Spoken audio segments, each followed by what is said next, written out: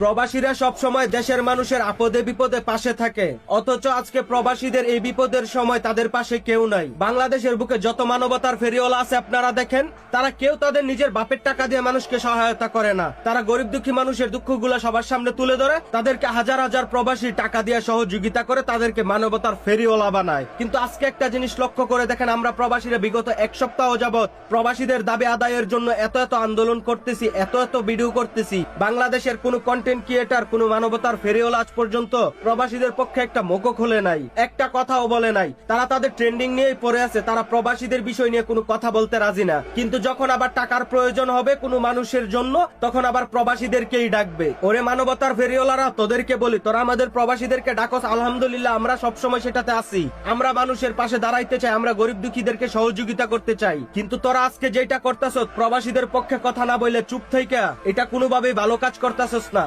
আইন উপদেষ্টা আসিফ নজরুল বিভিন্ন আইন প্রয়োগের মাধ্যমে প্রবাসীদের উপরে অত্যাচার করতেছে। আজকে একটা সপ্তাহ যাবৎ সকল প্রবাসীরা আন্দোলন করতেছে, অথচ দেশের এত বড় বড় কন্টেন্ট ক্রিয়েটর, দেশের কোনো মানবতার ফেরিওয়ালা প্রবাসীদের পক্ষে একটা মুখও খোলে নাই। এমনকি দেশের কোনো টিভি চ্যানেল, কোনো মিডিয়াও এটা নিয়ে কথা বলে না। কিন্তু তারা প্রচার করতেছে কোন দিন কত টাকা রেমিটেন্স দেশে গিয়েছে, প্রবাসীরা কোন মাসে কত হাজার কোটি টাকা রেমিটেন্স পাঠাইছে। এই নিউজ তারা ঠিকই করতেছে, কিন্তু প্রবাসীরা যে তাদের দাবি আদায়ের জন্য আন্দোলন করতেছে, রেমিটেন্স শাটডাউন করছে, এই নিউজ তারা করতেছে না। তাহলে আমার প্রবাসী বাইরে একটা বার ভেবে দেখেন, এই মিডিয়া থেকে আমাদের প্রবাসীদের কি লাভ? তারা তো আমাদের প্রবাসীদের দুঃখ দুর্দশা নিয়ে কথা বলে না। সেই সাথে আরেকটা জিনিস ভেবে দেখেন, তারা কি সত্যি নিউজ প্রচার করে নাকি সরকারের চামচামি করে? একজন প্রবাসী 4 বছর 5 বছর 6 বছর পরে দেশে যাবে, সে দেশে গিয়ে 60 দিনের বেশি থাকতে পারবে না।